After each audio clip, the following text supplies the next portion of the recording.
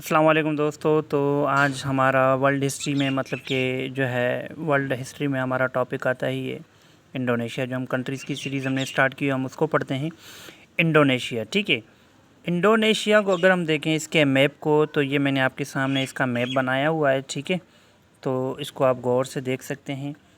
तो थोड़ी सी मैं इसके मैप के बारे में आपको थोड़ी डिटेल बता देता हूँ कि इसका मैप क्या है।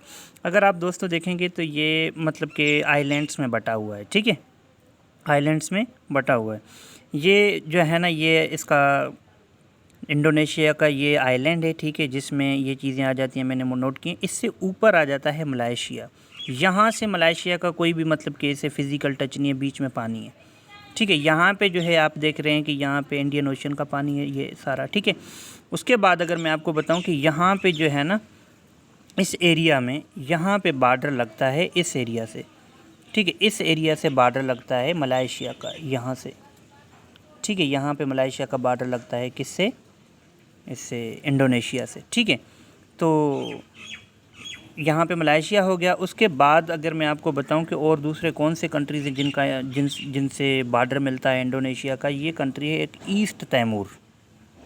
ठीक है, ये वाला कंट्री है ईस्ट तैमूर। ठीक है, इसका मतलब कि बॉर्डर लगता है, ये भी आइलैंड्स में, ये आइलैंड्स से इधर, ये सारे आइलैंड्स किसके हैं? इंडोनेशिया के हैं। ठीक है, अच्छा, उसके बाद अगर आप देखें तो यहाँ पे ही ये पप्पू गोनिया। ठीक है, ये पपुआ न्यू गोनिया, ये भी एक कंट्री है। इसका भी बॉर्डर लगता है किसको?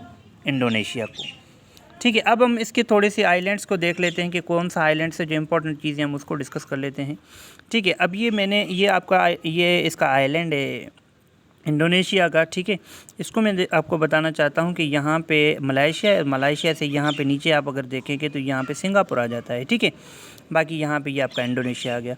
ये मैंने जो रेड लाइन बनाई है, ये इंडोनेशिया की बैरिसन माउंटेन्स हैं। ठीक है, इसको हम क्या कहते हैं? बैरिसन माउंटेन्स। अगर आ जाए कि बैरिसन माउंटेन्स कहाँ पे है, तो इंडोनेशिया में। और इससे नीचे अगर आप देखेंगे तो यहाँ पे सुमात्रा आइलैंड, ये बिग आइलैंड है किसका? मलाइशिया, इसका, इंडोनेशिया का। ठीक है, इससे नीचे अगर आप देखेंगे तो ये पूरी सीरीज़ है सुंडा आइलैंड इसको बोला जाता है। और यहाँ पे आ जाता है इनका जकार्ता आपको पता है कि इनका कैपिटल सिटी है। ठीक है, ये आइलैंड्स की पूरी सीरीज़ है, ये एक बड़ा आइलैंड है। ठीक है, इनका तो यहाँ पे आ जाता है जावा आइलैंड, ये भी इनका बड़ा आइलैंड माना जाता है। इससे आगे देखेंगे ये छोटे छोटे आइलैंड है, ये आ जाता है बाली आइलैंड, ये भी इसका आइलैंड है और ये हिंदू आइलैंड है। ठीक है, तो ये सारे आइलैंड्स चल रहे हैं। इन आइलैंड्स के साइड पे ये है ईस्ट तैमूर। ईस्ट तैमूर भी किसका हिस्सा था? इसका इंडोनेशिया का हिस्सा था, मगर इससे ना अब ये जुदा हो चुका है। और इसके ईस्ट तैमूर में जो है ना, ईस्ट तैमूर यूएनओ ट्रस्टीशिप के अंडर में है। ठीक है, यूएनओ ट्रस्टीशिप के अंडर में, यहाँ पे अभी तक कोई गवर्नमेंट नहीं बनी। ठीक है, तो यूएनओ ट्रस्टीशिप के अंडर में ये कंट्री अभी चल रहा है, पहले ये इसका हिस्सा था। ठीक है, बाकी ये पप्पू न्यू गिनिया जो है ना, ये अलग से कंट्री है। उसके बाद हम देखेंगे यहाँ पे ये ब्रोनाई आइलैंड आता है। ठीक है, ये भी इसका बड़ा आइलैंड माना जाता है। यहाँ पे ये कपास जो है ये भी, ठीक है, कपास जो है ये भी इनकी माउंटेन रेंज है। ठीक है, और उसके बाद अगर हम देखें तो ये भी आप देख रहे हैं, यहाँ पे ये सारे इसके आइलैंड्स में माने जाते हैं। और यहाँ पे आप देखेंगे तो यहाँ पे ये इनकी आ जाती है माउक माउंटेन रेंजेस। ठीक है, तो ये था इनका छोटा सा मैप का इंट्रोडक्शन। अब हम चलते हैं इनकी हिस्ट्री पे। अच्छा, इंडोनेशिया के हम बारे में अगर देखें तो इंडोनेशिया का कैपिटल कौन सा है? कैपिटल है जकार्ता। और इनकी करेंसी क्या है? रुपया। और यहाँ पे ना 86% मुस्लिम आबादी है। ठीक है, इनकी एयरलाइन का नाम क्या है? गरुड़ा एयरलाइन। ठीक है, गरुड़ा एयरवेज इनका नाम है, और दूसरा है लायन एयर। ये दोनों इनकी एयरलाइंस का नाम है। और इनकी न्यूज़ एजेंसी का नाम क्या है? अंतारा। इन्होंने फ्रीडम कब हासिल की थी? इन्होंने फ्रीडम हासिल की थी 17 अगस्त 1945 को, और जापान से हासिल की थी। ये कंप्लीट आज़ाद नहीं हुए थे, क्योंकि यहाँ पे ना इनके ऊपर कब्ज़ा था किसका? ये नेदरलैंड का। तो फिर इन्होंने प्रॉपर जो आज़ादी हासिल की थी वो नेदरलैंड से की थी। कब की थी? 1949 में। अच्छा, इनको बॉर्डर कौन से कंट्रीज़ का लगता है? मैंने आपको बताया कि ईस्ट तैमूर का बॉर्डर लगता है, मलाइशिया का लगता है, और पपुआ न्यू गिनिया का लगता है। यहाँ पे ना 1297 को फर्स्ट मुस्लिम रूलर आया, जिसका नाम है सुल्तान मलिक सालेह।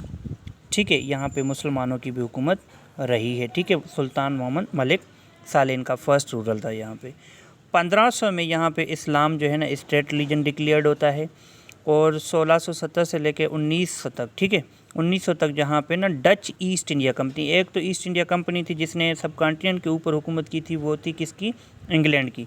ये है डच ईस्ट इंडिया कंपनी, ये किसकी है, ये है नीदरलैंड की। तो 1670 से लेके, ठीक है, 1670 से लेके 1900 तक यहाँ पे डच ईस्ट इंडिया कंपनी भी रहती है, ठीक है। उसके बाद इनका जो पहला मतलब कि फाउंडिंग फादर है उसका नाम है डॉक्टर सुकार्नो, ठीक है। डॉक्टर सुकार्नो जो है ना इनका फाउंडर मतलब कि फाउंडिंग फादर भी है इस कंट्री का, और इनका पहला प्रेसिडेंट भी बनता है। ये बनता है 1949 से लेकर 1966 तक इनका पहला प्रेसिडेंट भी रहता है। उसके बाद 1950 में ये यूएनओ का मेंबर बनते हैं। फिर 1966 में जनरल सुहार्तो जो है ना, ये जनरल होता है, ये टॉपल डाउन कर देता है किसकी, सुकार्नो की गवर्नमेंट को, ठीक है। फिर 1961 में क्या होता है, 1961 में ये नेम बनती है नॉन अलाइन मूवमेंट, ये एस्टेब्लिश होती है, उसका भी ये न्यूजीलैंड, ये इंडोनेशिया जो है ना फाउंडिंग मेंबर बनता है। फिर जैसे इसकी गवर्नमेंट को टॉपल डाउन करता है ना जनरल सुहार्तो, फिर क्या होता है, ये 1966 में, ठीक है, 1966 में यहाँ पे इमरजेंसी लगा देता है। फिर 1968 में ये ख़ुद क्या बन जाता है, प्रेसिडेंट बन जाता है, ठीक है, प्रेसिडेंट बन जाता है। और ये लॉन्ग टर्म चलता है, 32 साल इसकी गवर्नमेंट चलती है, ठीक है, 32 साल इसकी हुक्मरानी चलती है। और ये भी सवाल पूछा जाता है कि इसने कौन सा काम किया था। इसकी मशहूर मास्क आती है, ठीक है, इस्तकलाल मास्क जो है ना वो इसने बनवाई थी। अच्छा, और नॉन अलाइन मूवमेंट का मैं आपको बता रहा था कि ये 1961 में बनती है, और इसको ना ये उसी वक्त ज्वाइन कर लेता है इंडोनेशिया। पाकिस्तान ने नॉन अलाइन नेम को जो कब ज्वाइन किया था, 1979 में, ठीक है। तो उसके बाद ये नॉन अलाइन मूवमेंट के ऊपर मैं अलग से एक लेक्चर बनाऊंगा और आप लोगों से शेयर करूंगा कि इसका मतलब क्या था, ये क्यों बनी थी। उसके बाद क्या होता है, 21 मई, ठीक है, 21 मई 1998 तक जनरल सुहार्तो रिज़ाइन करता है, ठीक है, प्रेसिडेंट ऑफ इंडोनेशिया से, और इसका वाइस प्रेसिडेंट होता है बेजी हबीबी। तो ये बन जाता है प्रेसिडेंट 1 साल के लिए, कब से, 1998 से लेके 1999 तक। और फिर 2014 से लेके आज तक जो इनका प्रेसिडेंट है उसका नाम क्या है, जोको विदोदो, ठीक है।